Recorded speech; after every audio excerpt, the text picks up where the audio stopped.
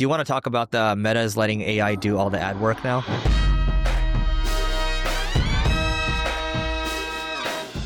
Meta aims to fully automate ad creation using AI. So AI-powered advertising is part of CEO Mark Zuckerberg's vision for the company's future. Let me give you a couple more things here.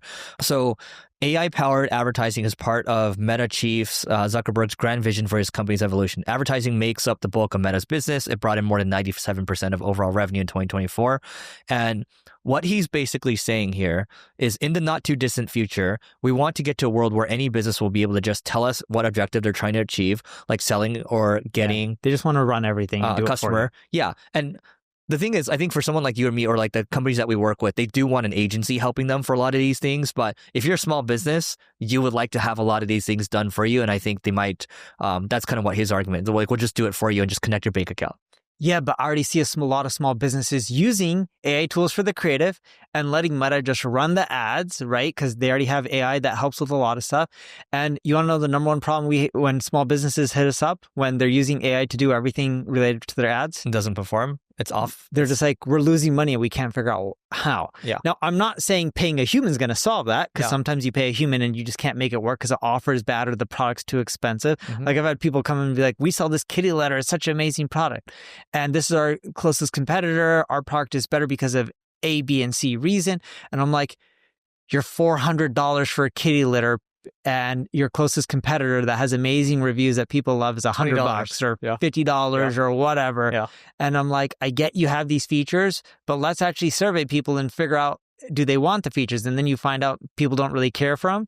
And I'm like, you're just trying to charge so much more. This is going to be a very hard sell. Yeah. And we can run whatever the ads we want, but I'm like, this is a hard offer to make it work when you're pitching features that the market doesn't care about. But outside of that, what we find is with a lot of the AI for these ad platforms, they do optimize for your interests, but they also optimize for their interests. And having human intervention typically produces a higher ROI from what we see from most of our clients. Yeah, I think, look, I do think inevitably marketing is going in this direction. We've talked about the future of marketing being one click. What I found interesting, so someone from my team earlier today shared this, but basically this is an ad here from Coach. And Coach, apparently, I think a Google rep probably sold them on their AI features. And the Coach thing here says made with waste. Coach.com, made with waste. And so someone's just calling out that, hey, like you need someone to, at least a human in the loop, to check this stuff. You shouldn't just blindly believe it. So I think we're going to get a lot of issues in the next couple of years. But I think inevitably, like even you talking about, it is about the offer and all these things, but most people don't even know how to create a good offer, right? No. So how do we skate to a direction where we're just doing a lot of these things for people? Like, how do you create a really good offer? How do you do this? How do you do this? Eventually you'll get there. This is where I think we're not quite there yet, but I do think we need to prepare for the now and the future. Yes. My team always talks about HAI, right? Human combined with AI. Ah, I like that. Hi. Yeah. Hi. And we believe that's the future. Hi. And that's why we think the pyramid is going to be upside down. You won't need as many people. You'll still need the talented execs that have the experience and stuff like that, but you won't need as many people doing grunt work. That's why I tell my team, you can just automate a lot. Small teams, big businesses. That's why I'm so involved with hiring now. Dude, I'm actually driving down to OC on Monday to meet a recruit to just, hopefully seal the deal there. But I'm so excited about, like, it actually, when I ran that time report in Google Calendar, the one thing that has continue to compound month on month is my time spent on recruiting. And so, like, it's good to know how your time's being used. Your calendar is not scheduled, so it wouldn't be helpful for you, but it's helpful for me. So, okay. Yeah. Here's the problem with most marketing agencies. They don't understand what is happening with the world of AI. With my agency, Single Grain, we think about agentic workflows. We think about creating agents for the future. When we think about SEO, we think about creating different products, such as internal linking products or content consolidation products. And on the other side of things, we think about building products such as Care. We just think about making marketing easier overall. If you want to stay at the cutting edge of marketing and at the same time leverage the power of AI, go to singlegrain.com and we'll see you on the other side. So I'm assuming people saw a lot of the drama from Elon saying, hey, the Epstein files haven't been released because Trump is on it. It just started yesterday. Didn't it? Yeah, it started yesterday. I was on a plane when I was, reading it all. Yeah. I bought the internet because I wanted to read. I was like, $20, this is worth it. Like, you would have bought it anyway. No, a lot of times I don't buy the internet. Really? Yeah. Because it sucks. It sucks in this $20, and when you're going over the ocean, just if they said, oh, we have Starlink, I'd be like, okay, sounds good, I'll buy it. Yeah. But it's just so terrible and I know which planes it's going to be terrible on. Yeah. So I tend to avoid purchasing it on the planes. Here's a good question for you. If a plane has Starlink, what is the upper bound of what you would pay? How long of a flight? 14 hours. $100, $200, $300. Exactly. So there's a period of time where if you have Starlink on your plane, you can make a killing. Because I would easily pay $100, $200, $300 for that. 1,000, I wouldn't. I think it's just $250. $250 Yeah. With the hope that it comes down a lot. Yeah. Because I look at it as like, if I could get work done and things don't slow me down, it's worth it. But there's a certain point where you're just ripping me off. I mean, so that's a principle thing, right? Because even if you pay 1,000, you know you're going to make way more off that 1,000. But I just can't. But you can't. The Indian in me, and I don't mean to stereotype, I am Indian.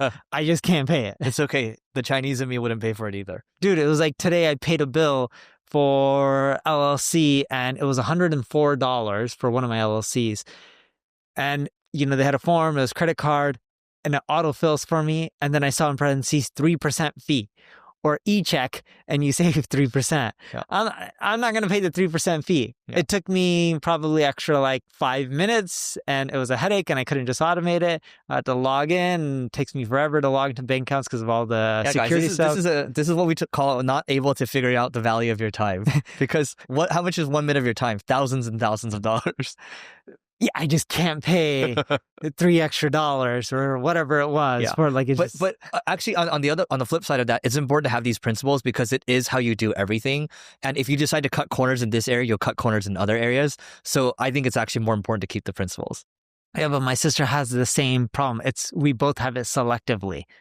Like for example, when I was in San Francisco at her house, she has the nicest house in her neighborhood. She has VCs and other people who have homes in her neighborhood. Yeah. No joke, the nicest house in her neighborhood. It's a community where there's HOA, so the outside looks, the same. But if you walk inside the house, you'd be like, what the heck and how much money did she spend? Yeah. Right? Yeah. And like it straight up looks like from a really nice magazine. But I have the same problem of her in which some things I'll spend money on, other things I'll count $1 and I'm just selectively cheap. Another Indian, Ramit Sethi, talks about money dials, right? And so money dials mean you might spend, for me, it's convenience. I'll pay for like my setup right now is super convenient, right? Where I live. Some people might want to pay for luxury. Some people might want to pay for experiences. Some people might want to pay for you have some things you would splurge on. So we all have that. That's my point. Yeah. Yeah. No, that's true. We all have that. Yours is homes. Yeah, but going back to the Elon lesson, he posted a lot of stuff online.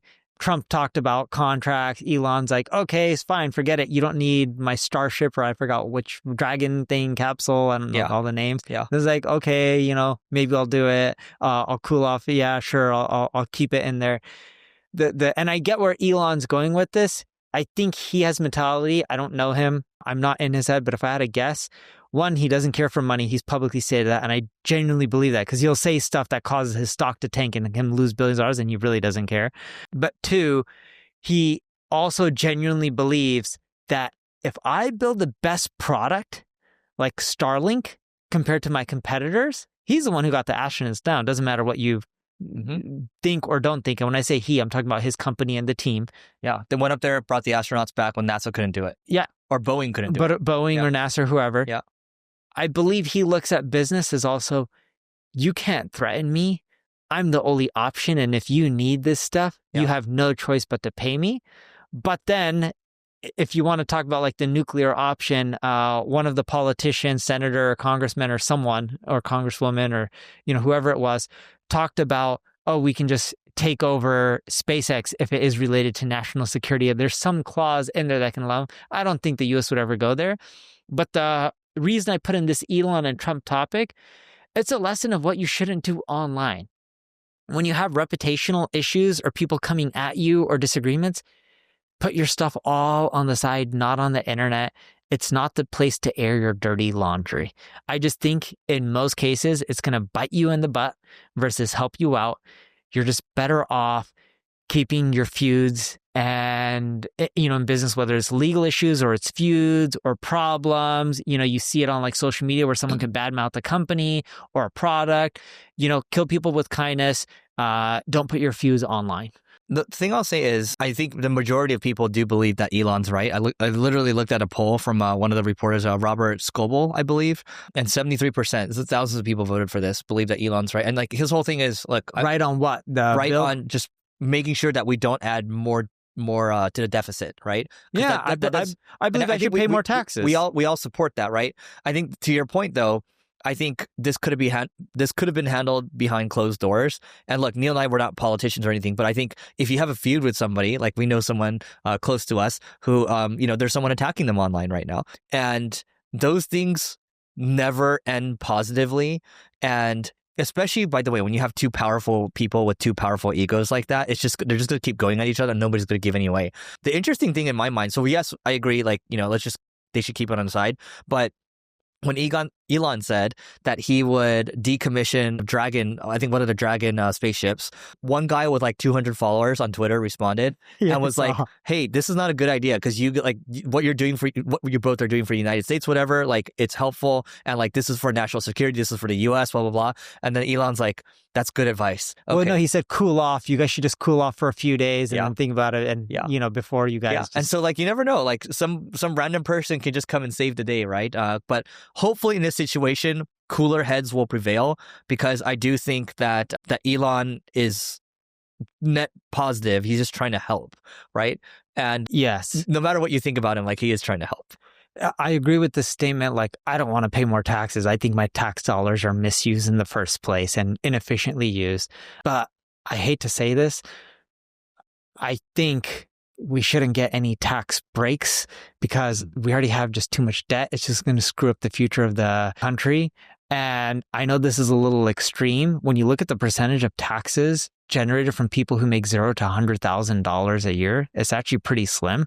I think they should just not charge them federal taxes and charge people like me and you more money, because I think that'll help stimulate the economy, because that money is just going to go straight up to being spent on businesses, groceries, products, cars, rent, etc. It'll make their lives better.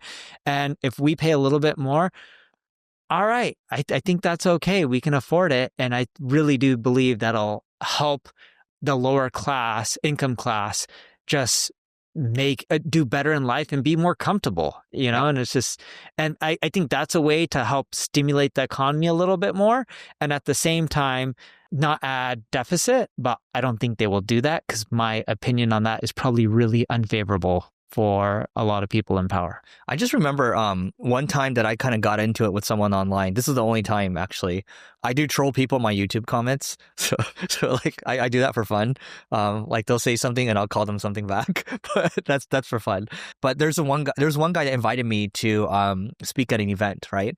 And then at the last minute, he's like, "Oh, the speaking slot's gone," and he changed me into like a panel, right? And then at the last minute, he uninvited me basically to the whole thing. Okay, I'm like, okay, I'm just gonna let that go. And then we actually had him speak on one of our virtual things during the pandemic when we used to get like a bunch of people together for like these little marketing sessions. I don't know if you remember that. Yeah, that's part of the mastermind, right? And so he spoke once, and then later we agreed to do something together. And then at the last minute, he rug pulled me again, and he's like, "Oh, it's just gonna be this instead. Oh, it's gonna be a panel again."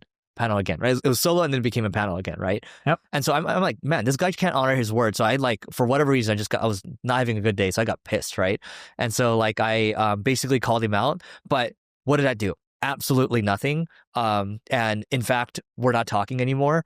But my point of saying this is that it doesn't help to take these things online. We probably could have just settled it on the side, and it probably would have been a net positive. So yeah, and I'm sure you've had many situations like this. Yeah, no, totally. And by the way, we should also talk about why you shouldn't clout chase either, because there's certain people that go after people. Yes. So. But before we go to the clout chase, the one thing I want to talk about that I noticed with the Trump and Elon thing, when they're talking about all this stuff that's happening to the economy, I get they don't want to add debt. We do marketing in so many countries that we see different patterns. We're seeing, and the U.S. has been slower to reduce rates. They haven't really cut down rates. The ECB, European Central Bank, reduced rates 8 times in the last 12 months. India, How about China? China too? China just reduced because they're trying to boom the real estate market as well. India just reduced 0.5%. UK has been slowly reducing. Same, I believe, with Australia, Canada as well. So most markets are, and they're trying to push things up to stimulate. The US isn't, but we're starting to see in the countries that have been reducing rates, our growth in marketing has actually been much better, from getting new clients, clients spending more, them generating more revenue. We're starting to see upward momentum in marketing for the regions where we're seeing rate cuts. You know, I think a lot of stuff ties in with global M2 money supply. So in the white line over here, you can see it's continuing to move up now. It dropped for a little bit. And what happens is the S&P or Bitcoin, whatever, tends to lag it. So the world is stimulating again. I think I do think that we're going to have to drop rates relatively soon. What do you think about that? I hope it happens earlier than Q4, but my guess is they probably will drop rates sometime in Q4 because of tariff stuff, right? Because they said specifically they want to wait and see.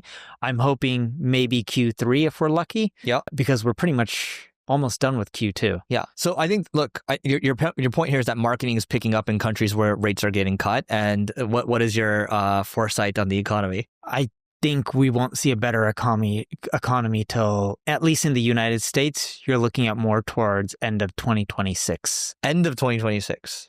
Yeah, because if they cut rates, they're not going to cut like 2-3%, right? It's going to be much slower, gradual. And when they cut rates, we don't see the impact of it right away. I believe they say it takes like 6 months. Yeah. I would say my prediction, so your prediction is end of 2026. My prediction is hopefully beginning of 2026, things start to pick up again. Like when we say pick up, what do we mean by pick up? Do we mean like the economy's ripping? Are you talking about just U.S. economy or global economy? Global economy.